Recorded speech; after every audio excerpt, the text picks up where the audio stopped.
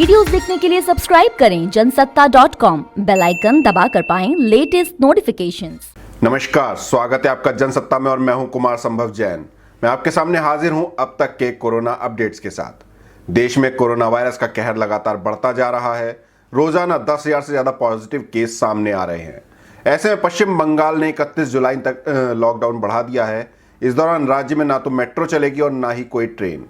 बता दें कि बंगाल में अब तक 14,728 केस सामने आ चुके हैं और 580 लोगों की मौत हो चुकी है। यहाँ फिलहाल 4,930 केस एक्टिव हैं, जबकि 9,218 लोग ठीक हो चुके हैं। उधर कोरोना वायरस की दवा बनाने का दावा करने वाले योग गुरु बाबा रामदेव और पतंजलि आयुर्वेद के एमडी आचार्य बालकृष्ण के खिलाफ बिहार के मुजफ्फरपुर में केस दर्ज कराया गया है। बाबा रामदेव की संस्था पतंजलि ने 23 जून को कोरोना की दवा बनाने का दावा किया था और कोरोनिल दवा लॉन्च की थी। इसके अलावा जयपुर के गांधीनगर थाने में बाबा रामदेव सहित अन्य लोगों के खिलाफ केस दर्ज हुआ है। इस बीच पतंजलि आयुर्वेद की कोरोना दवा पर आयुष मंत्री श्रीपद नाइक ने कहा कि यह अच्छी बात है कि बाबा रामदेव ने देश को नई दवा दी है, लेकिन नियम के अनुसार पहले आयुष मंत्रालय में जांच के लिए देना होगा। उधर दिल्ली के डिप्टी सीएम मनीष सिसोदिया ने कहा कि उन्होंने केंद्रीय गृह मंत्री अमित शाह को पत्र लिखा है। इसमें उनसे कोविड-19 मरीजों के चिकित्सीय मूल्यांकन के लिए सरकारी केंद्र में आने की अनिवार्यता खत्म करने की अपील हाथ जोड़कर की गई है। सिसोदिया ने नई व्यवस्था से सरकारी केंद्रों पर दबाव बढ़ने का हवाला दिया। उन्होंने कहा कि अगर इस व्यवस्था को खत्म नहीं किया गया तो आने वाले कुछ दिनों में शहर में अराजकता की स्थिति बन जाएगी। सिसोदिया ने कहा कि दिल्ली में 2 मॉडल हैं। पहला शाह मॉडल, जिसके तहत कोविड-19 मरीजों को कोविड स्वास्थ्य केंद्र आना अनिवार्य है। दूसरा दिल्ली के सीएम अरविंद केजरीवाल का मॉडल, जिसके तहत जिला प्रशासन की चिकित्सीय टीम मरीजों के घर जाकर उनका चेकअप करेगी। सिसोदिया बोले कि यह अमित शाह मॉडल और केजरीवाल मॉडल की लड़ाई नहीं है। हमें वही व्यवस्था लागू करनी चाहिए जिससे लोगों को परेशानी ना हो।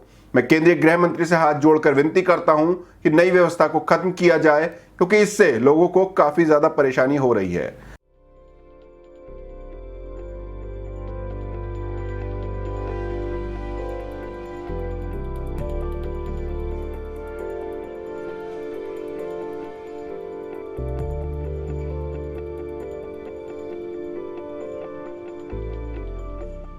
कल मैंने जिक्र किया था कि मैंने एलजी साहब को एक चिट्ठी लिखी है कि उनके आदेश से दिल्ली में एक नई व्यवस्था जो लागू हुई है, जिसमें कोरोना के हर पेशेंट को पॉजिटिव पाए जाने पे क्वारंटीन सेंटर जाना पड़ेगा, उस व्यवस्था को बदलें। उसकी वजह से अफरा तफरी मच गई है।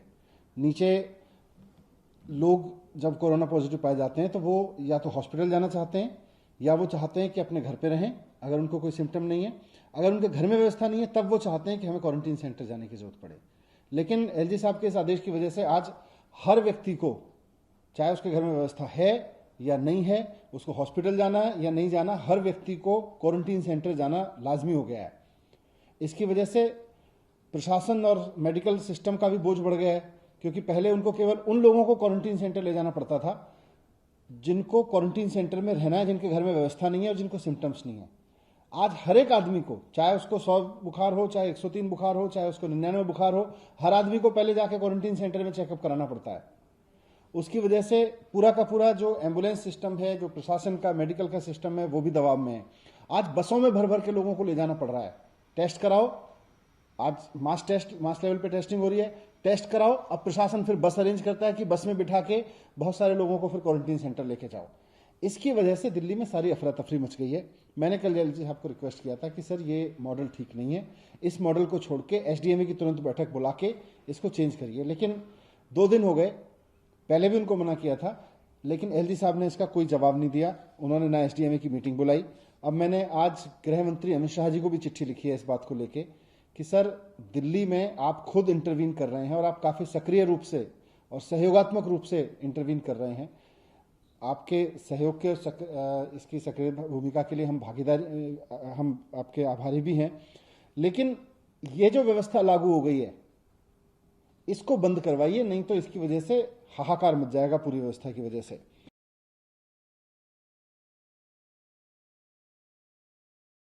बता दें कि दिल्ली में पिछले 24 घंटे के दौरान कोरोना के रिकॉर्ड 3,788 मामले सामने आए हैं।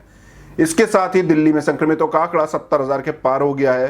दिल्ली में अब तक 2,365 लोग अपनी जान गंवा चुके हैं। भारत में कोरोना मामलों की बढ़ती संख्या पर चर्चित महामारी विशेषज्ञों में से एक जयप्रकाश मुलील ने कहा कि समय के साथ देश की करीब 50% आबादी कोरोना वायरस से प्रभावित हो जाएगी, लेकिन यह चिंता का विषय नहीं है और यह आंकड़ा अनुमानित है। उन्होंने कहा कि जल्दी वायरस देश की आधी आबादी को संक्रमित कर देगा और यह उतना ही बेहतर होगा, क्योंकि तभी भारत में हर्ड इम्यूनिटी की शुरुआत होगी और देश में इससे पलटवार करने की क्षमता होगी। कोरोना से निपटने के लिए कोई और विकल्प नहीं है। बता दें कि देश में कोरोना संक्रमितों की संख्या 4,57,621 हो गई है। इस बीच देश में 500 से ज्यादा मौतों वाले राज्यों में गुजरात में मौत की दर सबसे ज्यादा 6.02% है। महाराष्ट्र में मरने वालों की संख्या गुजरात से 6 गुनी है, लेकिन वो दूसरे नंबर पर है। यहाँ मौतों की दर 4.7% है और 4.28% की मृत्यु दर के साथ मध्य प्रदेश तीसरे नंबर पर है। इस बीच केंद्र सरकार ने साल 2019 के टीबी से जुड़े आंकड़े जारी किए। इसमें बताया गया कि 2019 के दौरान 24,04,000 लोग टीबी की चपेट में आए। वहीं इस बीमारी से 79,144 लोगों ने अपनी जान गंवा दी। उधर पूरी दुनिया में कोरोना वायरस से अब तक 93,99,554 लोग संक्रमित हो चुके हैं। इनमें 50,83,209 लोग ठीक हुए हैं, जबकि 4,80,704 लोगों की मौत हो चुकी है। अब हम दुनिया के बाकी देशों में कोरोना वायरस के मामलों से रूबरू होते हैं। अमेरिका में अब तक 24,25,897 लोग कोरोना वायरस की चपेट में आ चुके हैं। यहाँ 1,23,521 लोगों की मौत हुई है। ब्राजील में 11,52,000 से ज्यादा लोग इन्फेक्टेड हैं, वहीं 52,788 लोगों की मौत हो गई है। रूस में अब तक 6,06,881 लोग कोरोना से संक्रमित हैं। यहाँ 8,513 लोग अपनी जान गंवा चुके हैं। ब्रिटेन में 3,06,210 लोग कोरोना से संक्रमित हैं। यहाँ 42,927 लोगों की मौत हुई है। स्पेन में 2,93,832 लोग कोरोना वायरस की चपेट में हैं। यहाँ 28,325 लोगों की जिंदगी कोरोना वायरस लील चुका है। पेरू में 2,60,810 लोग कोरोना से जूझ रहे हैं। यहाँ अब तक 8,404 लोगों की मौत हो चुकी है। चिली में 2,50,767 लोग संक्रमित हैं। यहाँ 4,505 लोगों की मौत हुई है। इटली में 2,38,833 लोग इन्फेक्टेड हैं, जबकि 34,675 लोगों की मौत हो चुकी है। ईरान में कोरोना संक्रमित लोगों की संख्या 2,12,501 हो गई है। यहाँ 9,996 लोगों की जान जा चुकी है। ये थे अब तक के कोरोना अपडेट्स। कोरोना के बारे में और भी जानकारी पाने के लिए बने रहिए जनसत्ता के साथ।